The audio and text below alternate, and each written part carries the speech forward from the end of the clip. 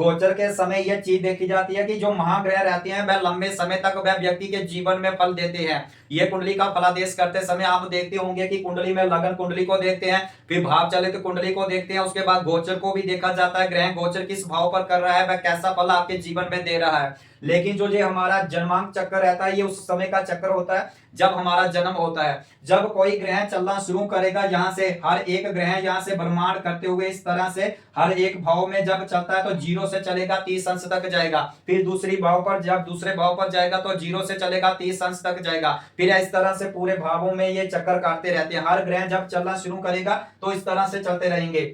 कई ग्रह सूर्य के निकट होंगे तब अस्त होंगे, तो आपकी कुंडली में लिखा रहता है ग्रह अस्त है, बकरी है, मार्गी है। ये सब चीजें उस समय का जन्मांक चक्र में देखा जाता है। लेकिन रोचक चीज यह रहती है प्रिय मित्रों, कुंडली में कोई आपकी लगन कुंडली में उच्च का ग्रह बैठा हुआ है, अगर वह 25 डिग्री का होगा, 26 डिग्री का होगा या 27 डिग्री का होगा, मान लीजिए 28 डिग्री का ग्रह बैठा हुआ है, उच्च राशि का ग्रह बैठा हुआ है, जैसे यहीं पर शुक्र महाराज बैठे हुए हैं आपकी 12 नंबर की गिनती पर और 28 डिग्री का है। जब ग्रह चलना शुरू करेगा इस भाव से, यहां से इस भाव पर पहुंचेगा तो 0 से चलेगा 1 2 3 4 ऐसे 25 26 27 28। मान लीजिए आपका ग्रह 28 डिग्री का है।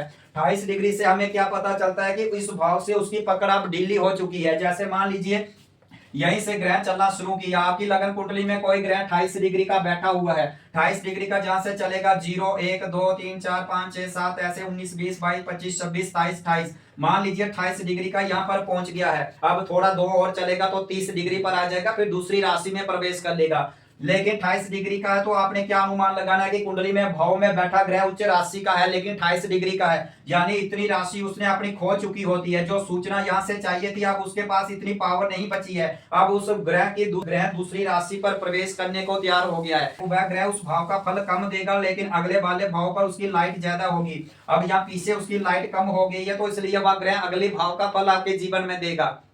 अगर आपकी लगन कुंडली में प्रिय मित्रों ऐसा मान के चलिए आपकी जो जन्मांक चक्र होता है, अगर कोई ग्रह 0 से 6 डिग्री के बीच होगा तो आपने उसको भाल अवस्था का मानना है। ये फलादेश करते समय देखना है, अगर कोई ग्रह 6 डिग्री से लेके 12 डिग्री का होगा तो आपने उसको कुमार अवस्था का मानना है। अगर 12 से कोई ग्रह 18 के डिग्री के बीच होगा तो आपने उसको युवा अवस्था का मानना है। अगर कोई 18 से 24 डिग्री के बीच होगा तो आपने उसको वृद्ध अवस्था का मानना है, वृद्ध अवस्था का मानना है। अगर कोई 24 से लेकर 30 डिग्री के बीच होगा तो आपने उस ग्रह को मृत अवस्था का मानना है। यह कुंडली का फलादेश करते समय भाल अवस्था का कम होता है, कुमार अवस्था का बड़ा होता है, उसके बाद युवा अवस्था अच्छी होती है, वृद्ध अवस्था बड़ा तो होता है लेकिन उसके पास बल नहीं होता है। जैसे कोई वृद्ध व्यक्ति होता है तो उसके पास बल कम हो जाता है, वही चीज ग्रहों में रहती है। कुंडली में जब आप फलादेश करते हो तो प्रिय मित्रों वहीं पर लिखा रहता है ग्रह बाल अवस्था का है, कुमार अवस्था का है, वृद्ध अवस्था का है, मृत अवस्था का है, क्या है, ये सब चीजें देखी जाती हैं। जब हम इस तरह से फलादेश करेंगे प्रिय मित्रों अच्छा रिजल्ट देखने को मिल जाता है।